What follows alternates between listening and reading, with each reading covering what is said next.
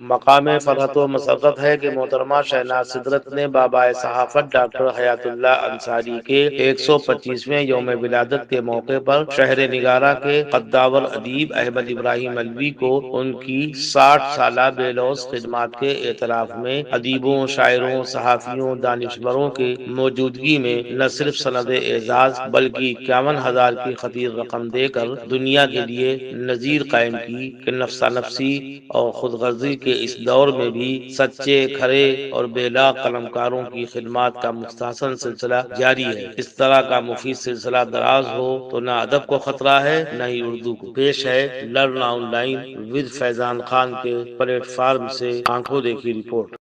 صاحب کہتے ہیں عوامی تو ٹھیک ہے لیکن تمامی ہضم نہیں ہوتا ہے۔ اب میں تمامی بولنا بند کر رہا ہوں بلکہ تمام حضرات کا استقبال ہے، خواتین و مرد کا، بچیوں کا، اور جو لوگ نہیں آ پائے ان کا بھی استقبال اس لیے کرتے رہنا چاہیے تاکہ اللہ ان کو توفیق دے۔ ڈاکٹر سنجے مصرا شوق صاحب تشریف لے آئے، پرویز ملک زادہ صاحب، ڈاکٹر منصور حسن خان صاحب، رفعت شہزاد صدیقی صاحب، حارث علوی صاحب اور تمام قداور شخصیات جن کے نام میں نہیں لے پا رہا ہوں، یکے بعد دیگرے ان کے نام گناتا رہوں گا۔ آج کا یہ پروگرام اس اعتبار سے بہت اہم ہے کہ ہم اپنے آباء و اجداد کو، اسلاف کو، محسنین کو بھولتے جا رہے ہیں۔ زندہ قومیں اپنے محسنین کو یاد رکھتی ہیں، ہمیں اس کا جگہ جگہ پہ ثبوت دیتے رہنا چاہیے۔ منصور حسن خان اس لیے اچھے معلوم ہوتے ہیں کہ یہ ہر ہفتے کوئی نہ کوئی پروگرام کرتے ہیں۔ اسی طرح شہناز سدرت صاحبہ اگر پروگرام نہ کریں اور ان کی تعلیمی سرگرمیاں خدا نخواستہ کسی وجہ سے کم ہو جائیں تو لوگ حیران ہوں گے۔ کچھ کو مسرت بھی ہو سکتی ہے لیکن زیادہ تر لوگ حیران ہوں گے کہ آخر ان کو کس کی نظر لگ گئی۔ تو یہ دعا بھی کرتے رہنا چاہیے کہ جو کام کرنے والے ہیں اللہ تعالیٰ ان کو صحت بخشے اور ان کے عزائم کو بلندی اور پرواز عطا کرے۔ میں سب سے پہلے زحمت دیتا ہوں محترم احمد ابراہیم علوی صاحب کو جو آج کا مرکزی کردار ہیں۔ آج کا یہ پروگرام ہمیشہ کی طرح بابا صحافت، بابا اردو محترم حیات اللہ انصاری صاحب کی نسبت سے ہو رہا ہے جو ہونا چاہیے۔ صرف یوم پیدائش پہ، یوم وفات ہی پہ اتنے قداور لوگوں کو کیوں یاد کیا جائے؟ کبھی کبھی شہر کے دوسرے لوگوں کو توفیق ہونا چاہیے، یعنی منصور حسن خان اگر دوسرے پروگرام کرتے ہیں تو ان کو حیات اللہ انصاری صاحب کو بھی فراموش نہیں کرنا چاہیے۔ اور جو بھی دنیا سے بڑے لوگ جا چکے ہیں بالخصوص لکھنؤ میں، لکھنؤ کے حوالے سے ان پہ کام کرنا تو ہم لوگوں پہ ادبی فرض ہے، یعنی شرعی فرض تو بہت سے ہیں جو ہم لوگ نہیں ادا کرتے، 5 وقت والے، اور علوی صاحب تو تہجد پڑھتے ہیں، تو اسی لیے انہیں شہناز سدرت صاحبہ نے ان کو دیکھ لیا کہ جو آدمی تہجد والا ہے اس کو بلایا جائے، جو خاموشی سے نماز پڑھتا ہے اس کا حق پہلے ہے، اور جو لوگ ہماری طرح دکھا کے پڑھتے ہیں ان کو بعد میں کبھی دیکھا جائے گا۔ تشریف لائیے محترم احمد ابراہیم علوی۔ آج اتنی تالیاں بج گئی اسی کی لاج رکھ لیجیے۔ محترمہ عشرت ناہی صاحبہ تشریف لے آئیں، انہوں نے حیات اللہ انصاری صاحب کی PhD کی، تو اب علوی صاحب کا نمبر ہے کہ PhD نہ صحیح ایک مقالہ ان کے اوپر بھی لکھ دیجیے، ورنہ جب تک رہیں گے آپ کو گھور کے دیکھتے رہیں گے۔ جناب پرویز ملک زادہ صاحب تشریف لے آئیے، آ جائیے، آئیے۔ نہیں آپ بھی الحمدللہ مہمان ہیں، میزبان بن جائیے تو اچھا ہے، ہم لوگوں کو فائدہ ہوگا۔ جناب پرویز ملک زادہ صاحب بہت سی خوبیوں صفات کے مالک، یہ اپنے والد کے واقعی جانشین ہیں کہ ان کے والد پروفیسر ملک زادہ منظور احمد صاحب جو ایک ناول سے مشہور ہوئے، افسانے لکھے لیکن افسانوں کو قابل ذکر نہیں سمجھا یا ان کو کسی نے سنبھال کے نہیں رکھا، پھر بھی شاعری میں، ادب میں، نثر میں ان کا چراغ جلا، اور ایسا جلا کہ جس کی نقل کرنے والے نہیں پیدا ہو پائے، یعنی ابوالکلام آزاد کی نثر کو پی گئے پروفیسر ملک زادہ منظور احمد، اور جو آج کی نثر ہونا چاہیے وہ نثر انہوں نے لکھی، لیکن جن لفظیات کا استعمال کیا، کہنے والے یہاں تک کہتے ہیں کچھ بڑ بولے کہ پروفیسر ملک زادہ منظور احمد صاحب 50 سے 60 جملے تھے جس کے ارد گرد ان کی نثر اور ان کی گفتگو رقص کرتی تھی۔ میرا ان لوگوں سے یہ کہنا ہے کہ اگر وہ شمس و قمر، ماہ و نجوم، کہکشاں اور غزل کا خشت اول یا غزل کا تاج محل یا لفظوں کے ماہ و نجوم یا آسمان کی گردش، ستاروں کا چکر، یہ لفظیات لکھتے اور بولتے تھے تو ہم میں سے کتنے ہیں جو ان لفظیات کا پیٹ بھر سکتے ہیں؟ ایک لفظ تھا نظیم اختر صدیقی نے ایجاد کیا کہ پھر مجھے زمرے کوتاہ قدم میں رکھنا، پھر مجھے زمرے کوتاہ قدم میں رکھنا، پہلے قد اپنا میرے قد کے برابر لاؤ۔ تو تو یہ نسیم اختر صدیقی میں بھی صادق آتا ہے، پروفیسر ملیزارہ منظور احمد صاحب پہ بھی، اور قبلہ احمد ابراہیم ملوی صاحب پہ بھی برسوں کی سیاحی میں اور لفظوں کو پرکھنے اور اس کو ہر طرح سے برتنے کی کوشش کے بعد کہیں کوئی لفظ بنتا ہے، کوئی ترکیب بنتی ہے، تو جو زمرہ کوتاہ قدا مارے گا وہ خود مر جائے گا۔ تو پروفیسر ملیزارہ منظور احمد صاحب کے لفظوں کو چبانے کی کوشش تو کی جا سکتی ہے، ان لفظیات کا حق ادا کرنے کی ہم میں استعداد نہیں ہے۔ اب میں ادبی پنڈت جناب سنجے مصرا شوق صاحب کو زحمت دیتا ہوں، وہ تشریف لے آئیں۔ محترمہ عشرت ناہی صاحبہ، میں ان کو بصادر ملتمس ہوں کہ وہ تشریف لائیے، اور ڈاکٹر شہناز سدرت صاحبہ اپنی کرسی آپ محفوظ کر لیجیے۔ نہیں، ڈاکٹر ہم اس لیے بناتے ہیں کہ آج کل اب بہت زیادہ ڈاکٹر ہوتے جا رہے ہیں، تو ہم تو اسی لیے کہتے ہیں کہ بیمار ادب ہیں، بیمار شاعری ہیں۔ جو لوگ خالی ڈاکٹروں کے ارد گرد رہے، پروفیسر ملیزارہ منظور احمد زندگی بھر ڈاکٹر خود کو لکھتے رہے، جبکہ ان کے انڈر میں سینکڑوں لوگوں نے پی ایچ ڈی کی، اور بہت سے لوگ ڈاکٹر نہیں ہوئے اور ڈاکٹر لکھنے میں فخر محسوس کرتے ہیں، اور کچھ تو ادھر ادھر کالجز میں پڑھا کے بھی اپنے آپ کو پروفیسر لکھتے ہیں۔ یعنی ابھی کچھ لوگوں کے افسانوی مجموعے آئے ہیں، انہوں نے اپنے آپ کو پروفیسر لکھا ہے اس کے اندر، اور اس کے بعد 20-25 ہزار روپے کا اردو اکیڈمی سے انعام بھی مل گیا، یعنی وہ لوگ بھی مطمئن ہوئے ان کی پروفیسری سے۔ تو اگر ہم پرویز ملیزارہ صاحب کو پروفیسر یا ڈاکٹر کہیں تو کیا برا ہے؟ ڈاکٹر وہ ہے جو مریض دل کا علاج کریں، تو ہم سب مریض دل کا علاج کرتے ہیں۔ ڈاکٹر شہلا صدیقی کسی ایک خبر میں لکھنے والا ہوں، جتنے لوگ موجود ہوں گے سب کو ڈاکٹر، اور جیسے ہی کوئی کہے گا یہ کیسے، ہم کہیں گے ہارون رشید صاحب دور تک ڈاکٹر نہیں لیکن ڈاکٹر لکھتے ہیں۔ تو جب ان کو برداشت کیا تو ان لوگوں کو بھی برداشت کیجیے۔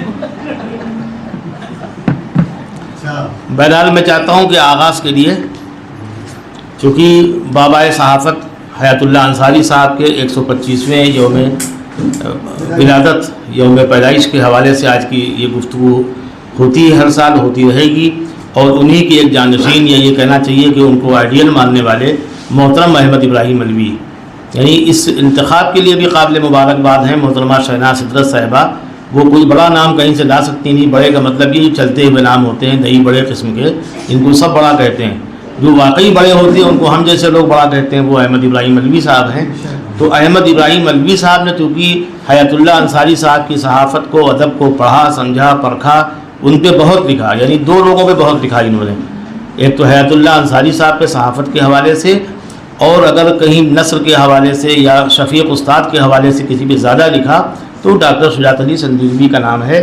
تو ہر آدمی کا کوئی نہ کوئی آئیڈیل ہوتا ہے، تو جب بھی اس طرح کی شروعات کی جائے، آغاز کیا جائے، تو ایسے ہی شخص کو لانا چاہیے جو اس کا بجا طور پہ مستحق ہے، اور جس کے نام کو ایوارڈ دینے کے بعد ایوارڈ کا بھی وقار بڑھے اور ہمارا بھی وقار بڑھے۔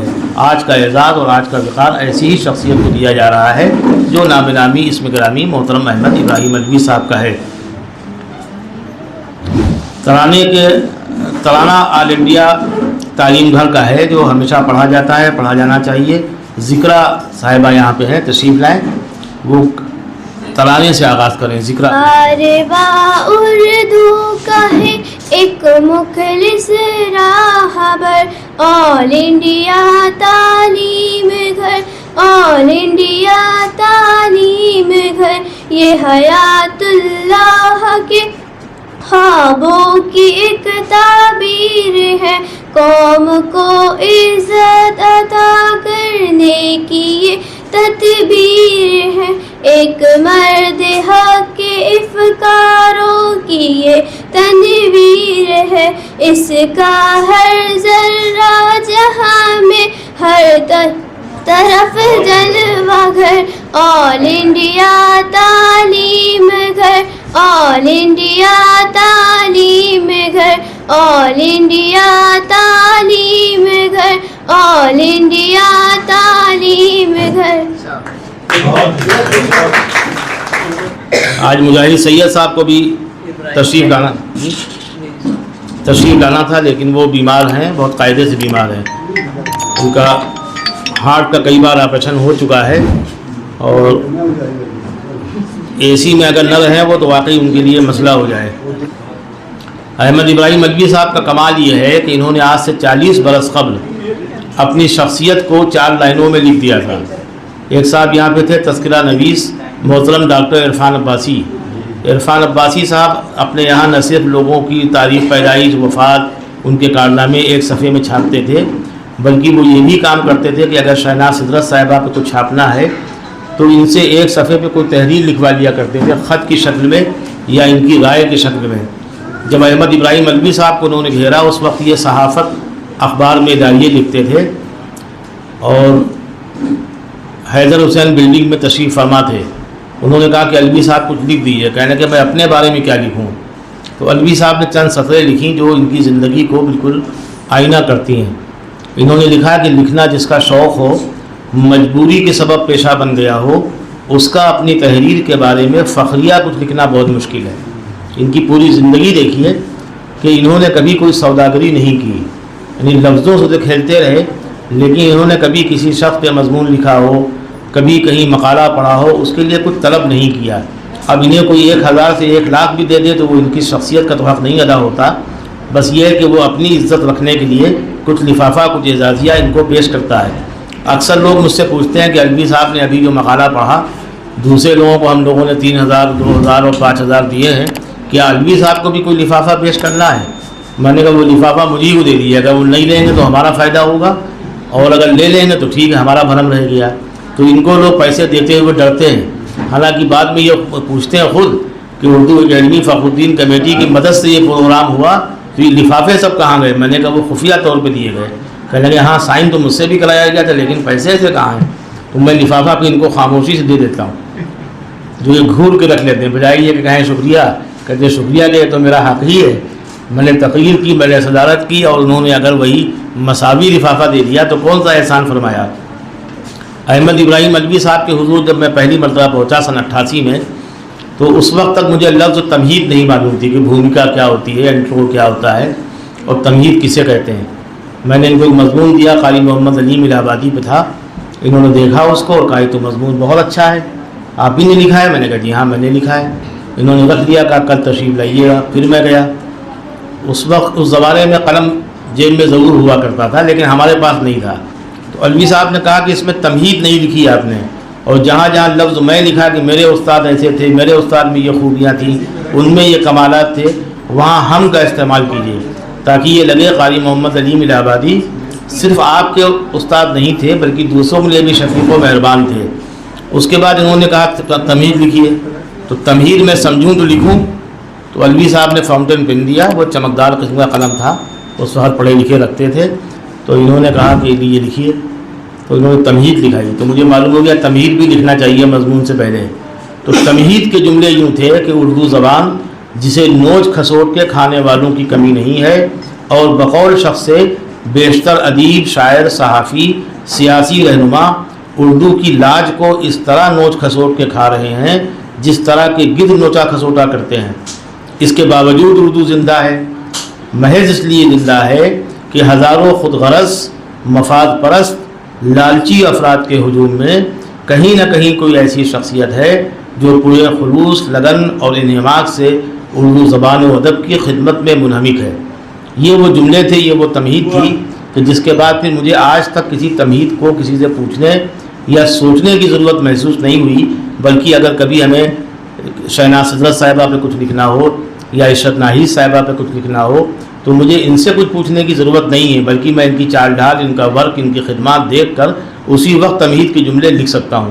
تو یہ علوی صاحب کا فیضان ہے کہ انہوں نے کبھی کوئی پروفیسر کہیں نہیں رہے لیکن کام انہوں نے پروفیسروں سے بڑا کیا، اس لیے میں ان کو سلام عقیدت و محبت پیش کرتا ہوں، اور اسی حوالے سے محترمہ شہناز سدرت صاحبہ کو بھی عقیدت، محبت اور کا خراج پیش کرتا ہوں کہ انہوں نے ایک ایسے شخص پہ آج کا سیمینار رکھا، ایسے شخص کی خدمات کے اعتراف کو لازم جانا کہ جس کی خدمات کا اعتراف ہر بڑے منچ سے، ہر بڑے اسٹیج سے ہونا چاہیے تھا، اور آج بھی اگر کیا جائے تو کوئی بری بات نہیں ہے۔ میرے خیال تالیاں بج جائیں تاکہ لگے میں ٹھیک ٹھاک کہہ رہا ہوں۔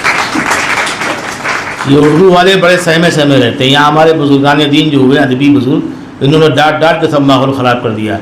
ایک موقع پر خواجہ محمد عاطف صاحب تقریر فرما رہے تھے، ان کے ہر جملے پہ ان کو داد و تحسین کے نذرانے مل رہے تھے، کلیپنگ ہو رہی تھی، اسی بیچ ان کا مسلمان جاگ گیا، کہنے لگے کہ ہمارے یہاں ایک محلہ ہے لکھنؤ میں مکارم نگر، جہاں اللہ نے تالی والوں کو پیدا کر دیا، تو جب یہ اردو والے اور مسلمان قوم تالیاں بجاتے ہیں تو میں بڑی ذلت محسوس کرتا ہوں۔ نتیجہ یہ کہ اس پبلک نے ان کو ذلیل کر کے ہی چھوڑا، اب وہ ایک ایک جملہ بہت بھاری بھرکم بول رہے تھے، جو اس کے شعر بھی سنا رہے تھے، اور کوئی آہ اور واہ نہیں کر رہا تھا.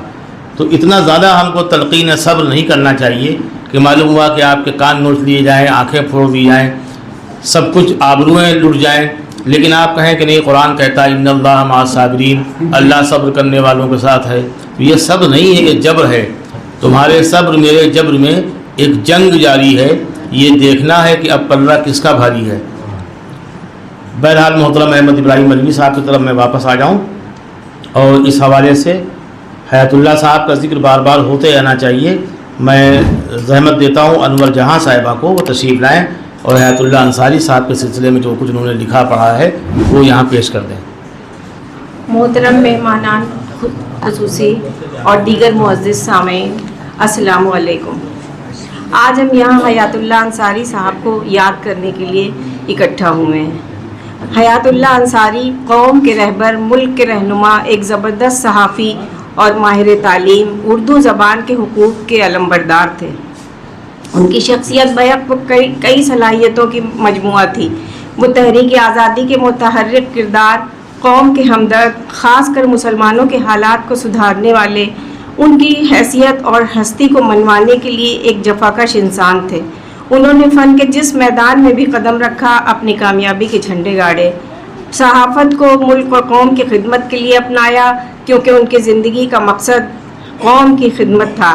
اس لیے انہوں نے گاندھی جی کے نظریات اور تفکرات کو اپنا نصب العین بنا لیا تھا.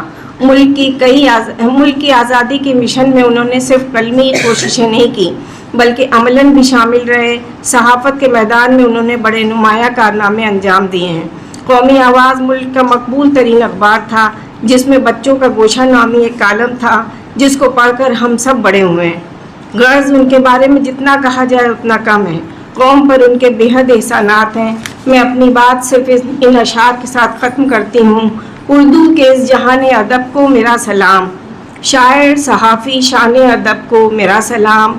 کرتی ہے ناز اردو زباں جس پہ آج تک اس میر کاروان ادب کو میرا سلام. السلام. مختصر اور بھرپور تحریر تھی. اگر اسی طرح سے انا اعطیناک الکوثر و قل هو اللہ میں کام چل جائے تو پھر لمبی لمبی تقریریں لوگ کرنا خود ہی بھول جائیں.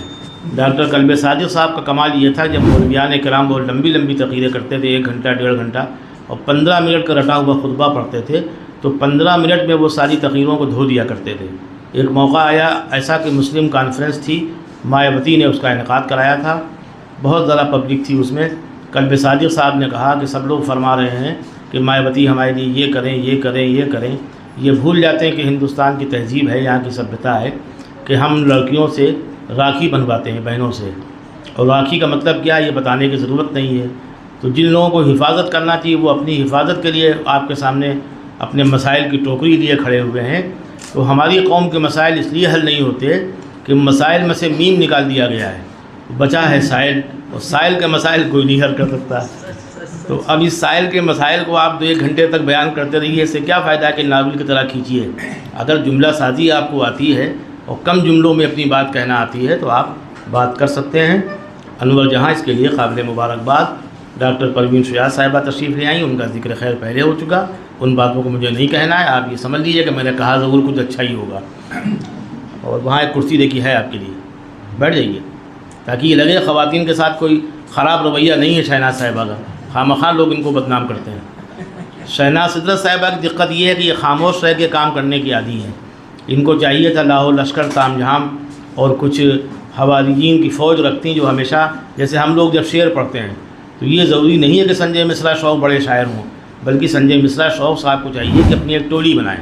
پرویز ملکزادہ صاحب ہوں، جاوید صاحب ہوں، میں رہوں، کچھ خواتین بھی ہوں، لڑکیاں بھی ہوں. جیسے یہ کوئی شعر پڑھیں، ہلکا شعر پڑھیں، ہم کیا کہیں بھائی لکھنؤ بول رہا ہے، سبحان اللہ، نعرہ تکبیر. اس طرح کے آج کل لوگوں کو اچھالا جاتا ہے. اور جو لوگ سنجیدگی سے افسانہ پڑھتے ہیں احمد ابراہیم ملوی صاحب کی طرح یا پرویز ملکزادہ صاحب کی طرح باوقار طریقے سے تقریر کرتے ہیں، تو اس میں داد کی امید کم کرنا چاہیے. اس سے لگتا ہے کہ لوگوں کی بات جو ہم کہہ رہے ہیں وہ سمجھ میں آ رہی ہے.